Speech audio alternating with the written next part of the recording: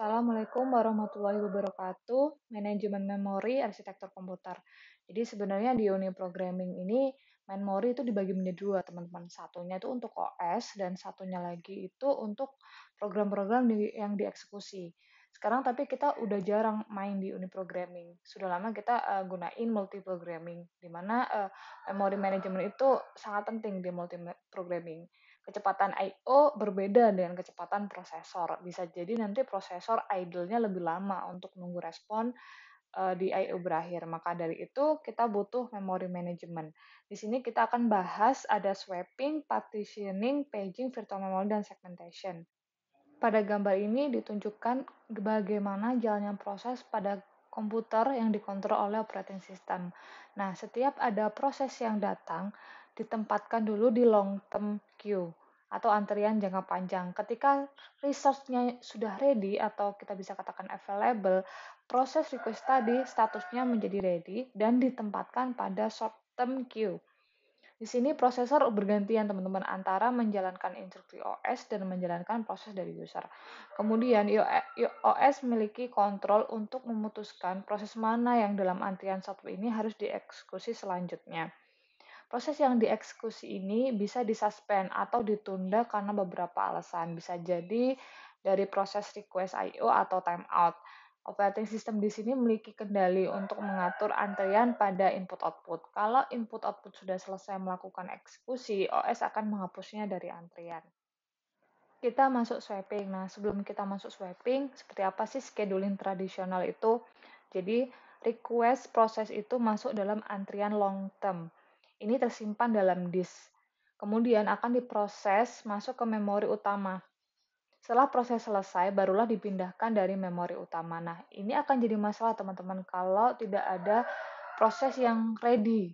Seperti gambar sebelumnya, daripada membiarkan proses idle, lebih baik kita di-swap dulu ke proses yang sudah ready. Nah, seperti ini. Nah, kita sebut swapping. Jadi, prosesor itu memindahkan sementara ke intermediate queue. Barulah kalau sudah ready dipanggil kembali. Jadi, waktu idle prosesor itu bisa minimalisir. Sekarang kita masuk partisi ya. Ada dua teman-teman di sini, ada equal size partition dan ada unequal size partition. Sesuai dengan artinya ya. Kalau equal size partition itu partisi yang sederhana, fix sudah dibagi-bagi menjadi ukuran yang sama. Di sini contohkan 8 mega ya, masing-masing 8 mega. Sedangkan satunya adalah unequal size, jadi dibaginya berdasarkan ukuran-ukuran tertentu. Ada yang 16 mega, 2, 4, dan seterusnya. Nah, contoh ya, misal kita diberi 60 MB, nah di sana sudah ada 8 yang terpakai untuk OS. Sisanya adalah 56 mega, masih belum terpakai. Nah, contoh ada beberapa proses yang masuk. Misal proses pertama itu membutuhkan 20 mega, kemudian proses kedua membutuhkan 14 mega. Seperti ini. Jadi proses pertama dia masuk 20 mega, kemudian proses kedua dia masuk 14 mega, sisanya tinggal 22 mega. Lanjut ya, ada proses 3 lagi masuk, dia membutuhkan 18 mega. Nah, sisanya 4 mega. Ketika 3 proses ini belum ada yang ready, teman-teman. Kemudian ada proses 4 yang akan masuk dengan ukuran 8 mega. Nah, ini kan nggak cukup nih, sisanya 4. Gimana caranya? Nah, kita pindahkan dulu mana yang dari ketiga proses ini yang paling minimal, jadi yang paling bisa masuk. Ukurannya yang proses keempat kan 8 giga, jadi yang kita pindahkan dulu adalah proses 2-nya. Jadi proses 4 dengan ukuran 8 mega dia bisa masuk, menggantikan proses kedua. Jadi di proses swapping ini kita bisa menggantikan proses yang masih belum ready dengan yang sudah ready dan melihat ukurannya yang bisa masuk, dicari yang paling minimal. Nah, sekarang kita masuk paging ya. Di sini ada istilah page dan frame. Apa sih? Jadi page di sini adalah beberapa proses yang dipecah menjadi bagian ukuran tertentu. Nah, di sini contoh proses A itu dibagi menjadi page 0 sampai dengan page 3. Sedangkan frame di sini adalah potongan-potongan memori ya.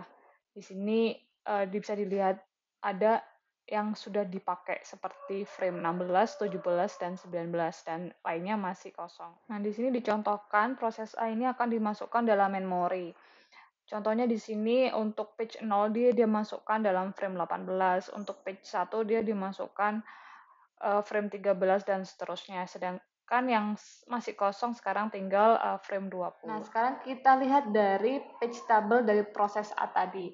Untuk masing-masing page, misal kita lihat page 13, kalau kita breakdown lagi, masing-masing itu memiliki logical address dan physical address. Di mana logical dan physical address ini memiliki page number sama address, sama di physical address juga ada frame number dan address-nya. Nah, logical address di sini lokasi awalnya itu di programnya, kemudian akan ditranslate ke prosesor menjadi physical address. Nah, kalau kita menggunakan paging ya, itu memori sudah fix, nggak akan terlihat oleh programmer. Programmer kesusahan untuk mengedit sesuai dengan kebutuhannya. Agar terlihat oleh programmer, kita bisa menggunakan yang namanya segmentation. Unggulannya apa sih? Jadi yang pertama, menyederhanakan penanganan struktur data yang tumbuh, karena sebenarnya beberapa programmer itu masih belum tahu pasti ya berapa banyak user atau data yang akan kita pakai. Jadi lebih fleksibel.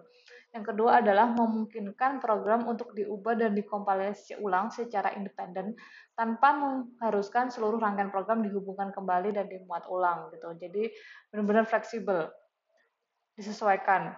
Kemudian yang ketiga, sesuai untuk berbagi antara proses, jadi bisa sharing. Yang keempat adalah alasan keamanan, karena programmer bisa setting privilege sekalian, siapa user yang akan bisa akses ini atau itu. Nah, sekian, terima kasih. Wassalamualaikum warahmatullahi wabarakatuh.